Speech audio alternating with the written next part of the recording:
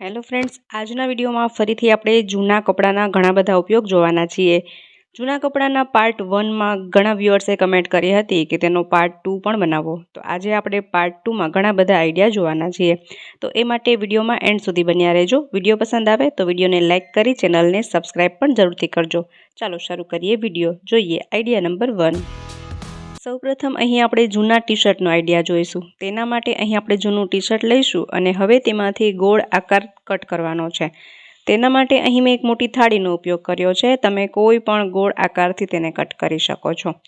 અને આ રીતે તેમાં ગોળ શેપ દોરી લઈએ અને હવે એટલા માપમાં કાતરથી કાપી લઈએ.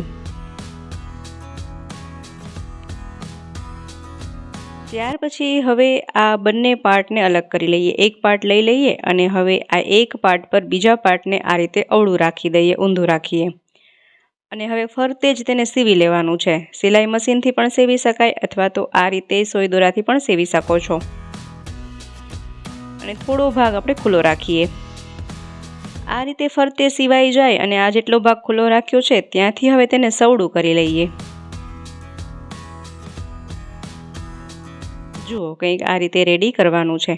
હવે આમાં તમે રૂ ભરી શકો છો અથવા તો જે જૂના કપડાં હોય, વેસ્ટ કપડાં હોય ત્યાંમાં ભરી શકાય.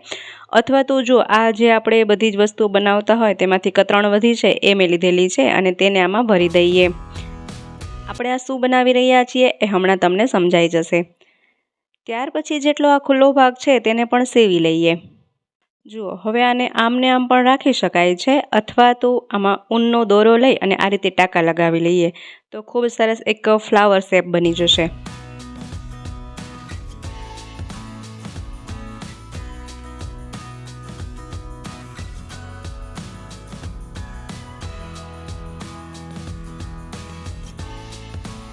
ત્યાર પછી અહીં આપણે કોઈ પણ એક એવો પેચ લગાવી દઈએ. ખૂબ જ સરસ મજાનું ફ્લાવર શેપનું એક કુશન બનીને રેડી થઈ ગયું છે. જોતાં લાગે જ નહીં કે આપણે ટી શર્ટમાંથી બનાવ્યું હશે. કેટલું સરસ લાગી રહ્યું છે. તો આ રીતે તમે ટી શર્ટમાંથી સુંદર એવું કુશન પણ બનાવી શકો છો.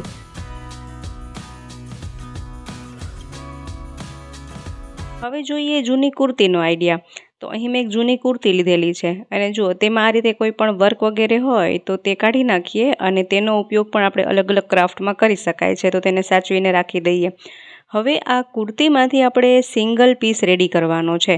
તો જે બાંયવાળો ગળાવાળો ભાગ છે તે બધું જ કાપી નાખીએ. આ રીતે તેમાંથી એક સરખા માપના 2 લંબચોરસ ટુકડા રેડી કરીએ અને હવે તેને અહીંથી જોઈન્ટ કરીશું. તો અહીં આપણે સિલાઈ લગાવી લેવાની છે. સિલાઈ કર્યા પછી કંઈક આ રીતે સિંગલ પીસ રેડી થશે. જો તમારા પાસે સ્ટ્રેટ કુર્તી હશે તો તેને બનાવવું ખૂબ જ સરળ રહેશે. ત્યાર પછી આ રીતે બંને બાજુ 1 ઇંચ જેટલું ફોલ્ડ કરી અને ફરીથી સિલાઈ કરી લેવાની છે. તો અહીં મેં બંને બાજુ સિલાઈ કરી લીધી છે. ત્યાર પછી જો લંબાઈના ભાગથી આ રીતે તેને ઊંધું ફોલ્ડ કરી દેવાનું છે અને જે આ ખુલ્લો ભાગ છે ત્યાં ફરીથી સીવી લઈએ. સિવાઈ ગયા પછી તેને સવડું કરી લઈએ અને ત્યાર પછી કોઈ પણ દોરી લઈએ અને જે આ પટ્ટી સીવી છે તેમાં આપણે દોરીને પરોવી દઈએ બંને બાજુ.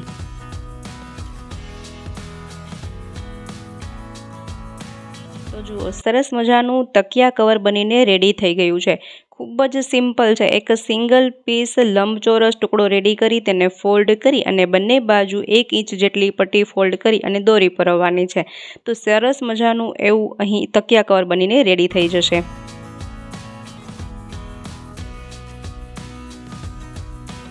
જુઓ કેટલું સુંદર લાગી રહ્યું છે ને. જોતાં લાગે જ નહીં કે આપણે જૂની કુર્તીમાંથી બનાવ્યું હશે.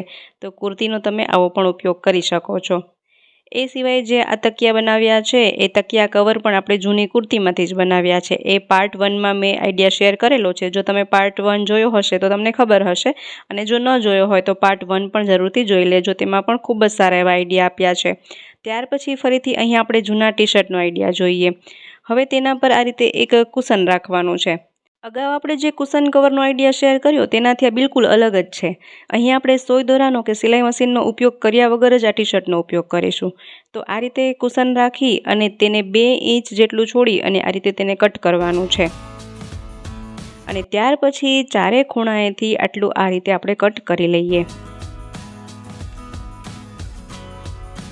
હવે તેના પરથી કુશન લઈ લઈએ અને જો હવે અહીં આપણે આ રીતે 1 ઇંચ જેટલી પટ્ટીમાં કટ લગાવવાની છે। ચારે બાજુ આ રીતે આપણે પટ્ટીમાં કટ લગાવતા જઈશું।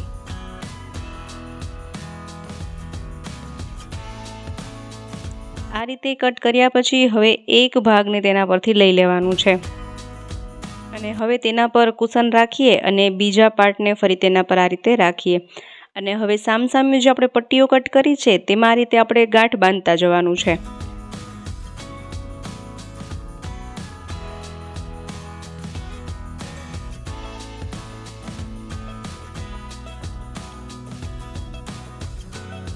જુઓ તો ફરી અહીં આપણે એક નવી જ ડિઝાઇનનું કુશન કવર બનાવીને રેડી કર્યું છે, જેમાં આપણે સોય દોરાનો કે સિલાઈ મશીનનો ઉપયોગ જરા પણ કર્યો નથી। ખૂબ જ સરસ એવું કુશન કવર બનીને રેડી થાય છે। ત્યાર પછી જોઈએ જૂની ઓઢણીનો આઈડિયા। તો ઘણી વખત આવી કલરફુલ ઓઢણી હોય તો તેનો તમે આવો ઉપયોગ પણ કરી શકો છો। ઓઢણીનો ઉપરનો ભાગ આ રીતે 2 થી 3 ઇંચ જેટલો વાળી અને તેમાં સિલાઈ કરવાની છે। તો સોય દોરાથી પણ સીવી શકાય, સિલાઈ મશીનથી પણ સીવી શકાય। આ રીતે સિલાઈ કર્યા પછી હવે અહીં આપણે એક દોરી લઈશું અને આમાં દોરી અટેચ કરીએ।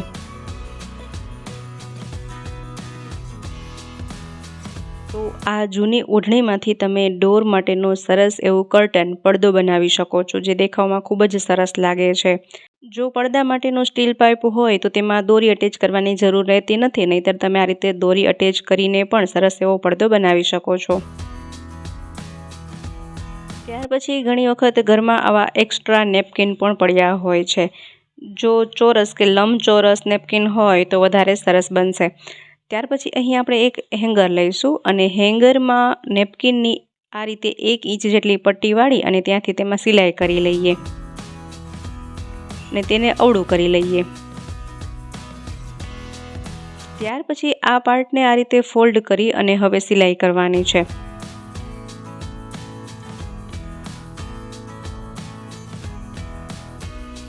બંને બાજુ સિલાઈ કર્યા પછી વચ્ચે આ રીતે સેન્ટરમાં પણ સિલાઈ કરી લેવાની છે, જેથી કે 2 પાર્ટીશન પડી જાય।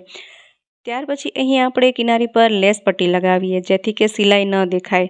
તમે સિલાઈ કરવા ન માંગતા હોય તો આ રીતે ગ્લુ ગનથી પણ ચોંટાડી શકાય છે, તો પણ ખૂબ સરસ લાગશે। જુઓ તો સરસ મજાનું એવું એક ઓર્ગેનાઇઝર બનીને રેડી થઈ ગયું છે। આને તમે કિચનમાં, બાળકોના સ્ટડી રૂમમાં, લિવિંગ રૂમમાં વગેરે ટીંગાડી શકો છો અને અલગ અલગ વસ્તુઓ રાખી શકાય છે। ખૂબ જ સરસ એવું આ ઓર્ગેનાઇઝર બનીને રેડી થાય છે। કિચનમાં લગાવીએ તો કિચનની વસ્તુઓ રાખી શકાય છે, અથવા તો બાળકોના ટેબલ પાસે રાખીએ તો આ રીતે બાળકોની બધી વસ્તુઓ રાખી શકાય છે। મલ્ટીપર્પઝમાં યુઝમાં લઈ શકાય છે। ત્યાર પછી જોઈએ જૂના જીન્સનો આઈડિયા। તો અહીં આપણે પાયજાનો ભાગ આટલા પ્રમાણમાં કટ કરવાનો છે। હવે અહીં આપણે ફક્ત બંને પાયચાનો ઉપયોગ જ જોઈએ અને હવે તેને આ રીતે કટ કરી અને સિંગલ પીસમાં રેડી કરી લઈએ। એક સરખા 2 લંબચોરસ ટુકડા રેડી કરીશું। ત્યાર પછી અહીં એક ટુકડો સવડો અને તેના પર એક ટુકડો ઊંધો રાખી અને ત્રણેય બાજુ સિલાઈ કરવાની છે। તો આ રીતે 3 બાજુ સિલાઈ કર્યા પછી હવે બંને ખૂણામાં આ રીતે સિલાઈ કરી લઈએ। જો આ રીતે સીવી લેવાનું છે। હવે તેને સવડું કરી લઈએ। ત્યાર પછી એ જ જીન્સમાંથી જે આ બેલ્ટવાળો ભાગ છે, પટ્ટો છે, તેને કાપી લઈએ અને તેના 2 ટુકડા કરી અને બેલ્ટ રેડી કરવાના છે અને આના પર આ રીતે બંને બેલ્ટને અટેચ કરી દઈએ, સીવી લઈએ। હવે તેને સવડું કરી લઈએ। જુઓ સરસ મજાનું એક જીન્સ બેગ બનીને રેડી થઈ ગયું છે। આને થોડું વધારે ફેન્સી કરવા માંગતા હોય તો આપણે બીજા જીન્સના ટુકડા જે છે તે લઈશું અને તેને આ રીતે પટ્ટી આકારમાં કટ કરીએ અને તેમાંથી સરસ મજાના ગુલાબના ફૂલ બનાવીએ। કઈ રીતે બનાવાય એ જોઈ લઈએ।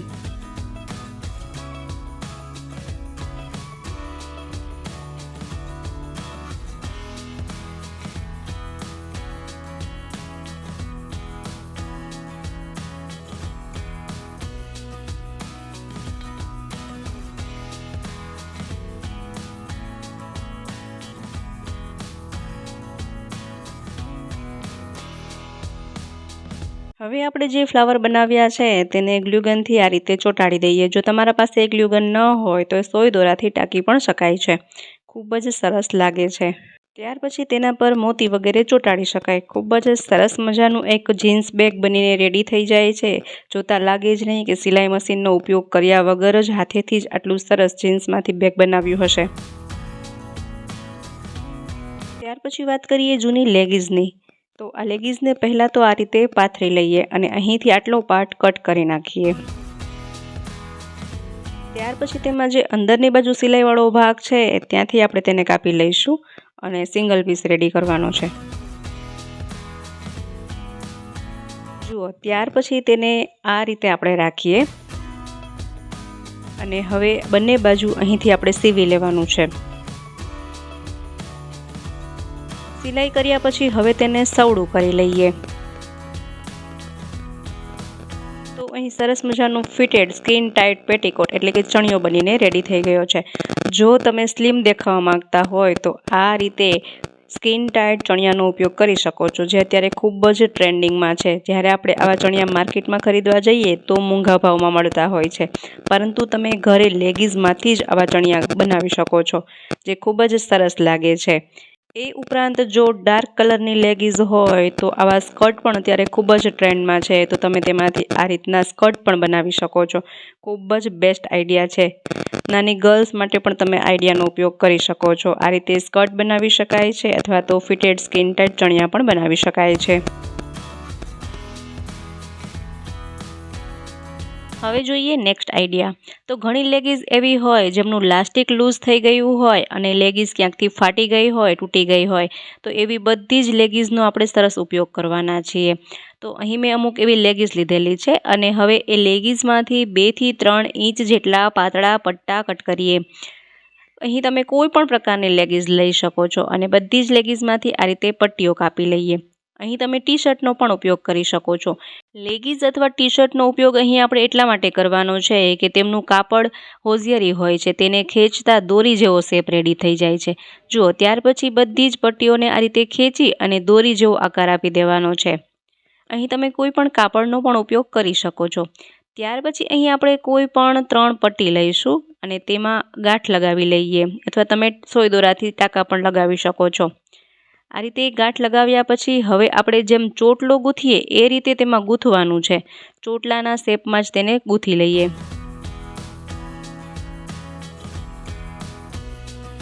છેક સુધી ગૂંથાઈ જાય ત્યાર પછી અહીંથી આ રીતે દોરા વડે બાંધી લઈએ અથવા ગાંઠ લગાવી શકાય। એ જ રીતે જેટલી પણ આપણા પાસે પટ્ટી છે એ બધી જ પટ્ટીમાંથી ચોટલાનો આકાર ગૂંથી લેવાનો છે। જેટલી પણ આ રીતે પટ્ટીઓ બની શકે એટલી ગૂંથી લઈએ। તો મેં અહીં 15 થી 20 જેટલી પટ્ટીઓ તેમાં ગૂંથી છે અને ગૂંથ્યા પછી જુઓ તેમાં આ રીતે વધારે કાપડનો ભાગ હોય તો તેને કટ કરી અને એક સરખું કરી લેવાનું છે। હવે 2 પટ્ટીને આ રીતે સાથે રાખી અને સોય દોરાથી સીવી લઈએ।